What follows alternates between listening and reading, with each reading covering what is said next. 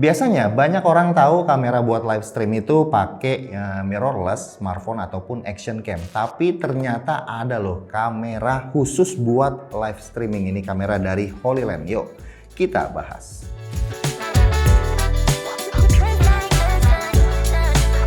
Ini adalah HoloLens Venus Live versi yang kedua. Kamera khusus buat live streaming atau konten kreator yang pingin bikin video atau foto juga bisa sebenarnya. Biasanya kita tahu kan HoloLens itu ngeluncurin produk audio dan sejenisnya. Sekarang makin melebarkan sayapnya, bikin kamera khusus live streaming. Pertama-tama kayaknya gue pengen bahas kualitasnya dulu deh, biar kalian nggak penasaran. Seperti yang gue bilang di video awal tadi, kalau kamera ini selain buat video bisa juga buat foto, tapi lebih fokus ke kualitas videonya. Untuk videonya, kamera ini bisa merekam resolusi di 4K hingga 60 fps, yang dimana kalau buat live streaming sih udah cukup banget kualitas segitu. Ada zoom optikalnya 3 kali dan ditambah digitalnya 2 kali. Jadi buat hasilnya itu supaya lebih padat. Pas di zoom sih hasilnya hampir nggak kelihatan berkurang ya kualitasnya. Oke teman-teman, yang lagi kalian lihat sekarang adalah contoh video dari HoloLens Venus Live. Ini kalau dipakai untuk live kira-kira gambaran seperti ini, dan bisa juga kita pakai zoomnya total bisa sampai 6 kali zoom. Yuk kita coba. Nah kalau yang ini zoom 2 kali, gimana kualitasnya teman-teman bisa nilai sendiri.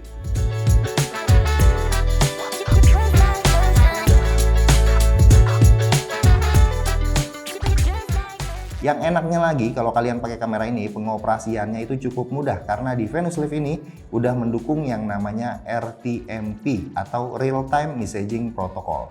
Jadi kalau mau streaming itu cuma dengan link URL-nya aja kalian udah bisa, dan linknya nanti bakal kesimpan di kamera ini. Jadi kalau mau streaming lagi itu lebih mudah. Layaknya kamera profesional, kalian juga bisa mengatur settingan-settingan lainnya kayak ISO, white balance, aperture, dan sebagainya melalui layar besar dengan ukuran 5 inci touchscreen.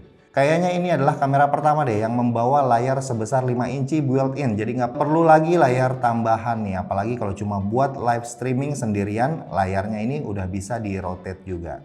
Experience penggunaannya juga bakal terasa lebih mudah dan kompleks karena kamera ini didukung oleh HoloOS layaknya sebuah smartphone. Untuk mengatur settingannya kalian tinggal geser-geser pada layarnya ke bawah, ke atas, juga bisa ke kanan dan ke kiri. Kalau ngomongin autofocusnya sih kalian tenang aja ya, karena kamera ini memiliki kemampuan hybrid autofocus yang cukup cepat dan akurat. Pas dicoba juga beneran cepat nih, misalnya kayak buat nampilin produk seperti ini.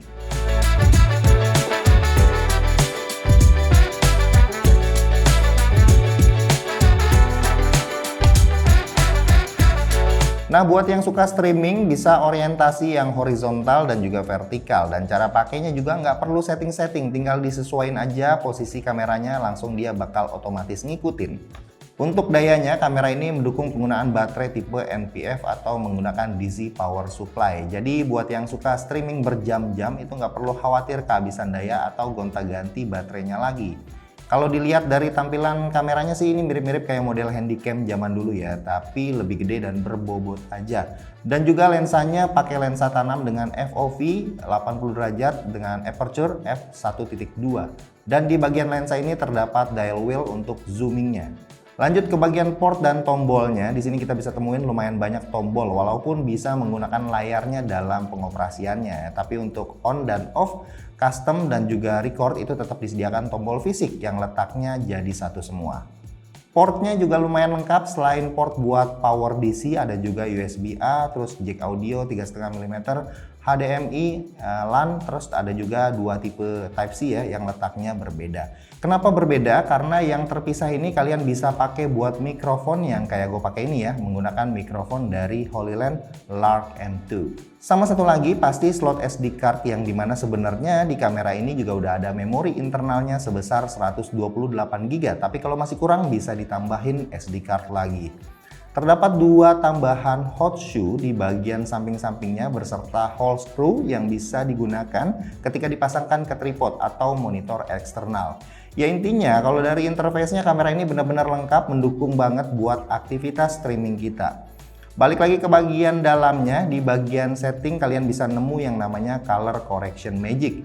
Fitur yang dikembangkan sendiri oleh Holyland yang berfungsi untuk memastikan tampilan warna yang dihasilkan sesuai dengan aslinya seperti warna kulit, objek, dan juga background. Selain itu ada juga menu beauty serta background eraser. Jadi kalau misalnya pakai green screen, kalian bisa pakai menu ini. Banyak pilihan backgroundnya juga yang tersedia. Ada juga menu overlay yang fungsinya semacam kayak nampilin teks atau stiker gitu saat kita streaming, dan ini juga banyak pilihannya serta kalian bisa tambahkan juga. Nah, karena kamera ini menggunakan OS di dalamnya layaknya smartphone, jadi kita bisa pakai buat aplikasi streaming kayak TikTok, Instagram, YouTube, atau marketplace kayak Shopee dan Tokopedia. Kadang kalau lagi bosen atau HP lagi dicas, gue juga sering scroll TikTok atau IG pakai kamera ini sih. Terakhir paling gue mau kasih lihat aja nih boxnya dan juga isi di dalamnya dapat apaan aja. Pertama, boxnya warna hitam kayak begini yang terdiri dari 2 lapis. Pas dibuka kita dapat user manual serta kertas garansi.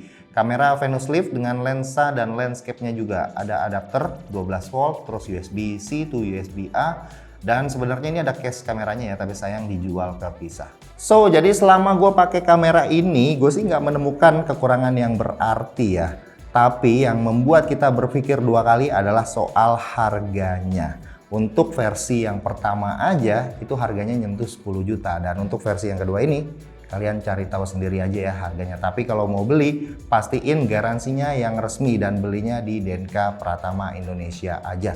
Karena pasti terjamin.